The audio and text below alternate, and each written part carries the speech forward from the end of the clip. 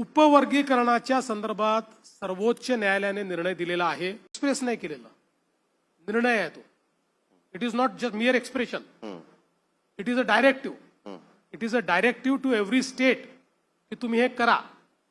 पण जेव्हा सामाजिक प्रश्न असतात त्यावेळी सामाजिक प्रश्न हे जास्तीत जास्त लोकांना सोबत घेऊन सोडवायचे. म्हणणं ऐकून घेऊ, त्यांच्याशी चर्चा करू आणि ती आता त्या संदर्भात एक कमिटी आम्ही तयार केलेली आहे.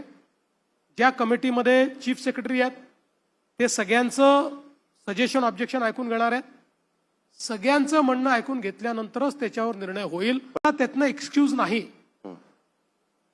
सुप्रीम कोर्टाने दिलेला प्रत्येक राज्याला तो निर्णय आहे. जसं मी सांगितलं, पण हे फक्त सर कर्नाटक राज्याने करून ते घोषित केलेलं आहे. तेलंगणा राज्याने करून ते घोषित केलेलं आहे. महाराष्ट्रात ही प्रक्रिया चालली आहे. लोकांच्या मनामध्ये काही शंका कुशंका आहेत, त्या शंका कुशंका दूर करू, सगळ्यांना सोबत घेऊन हा निर्णय करण्याचा आमचा प्रयत्न असेल.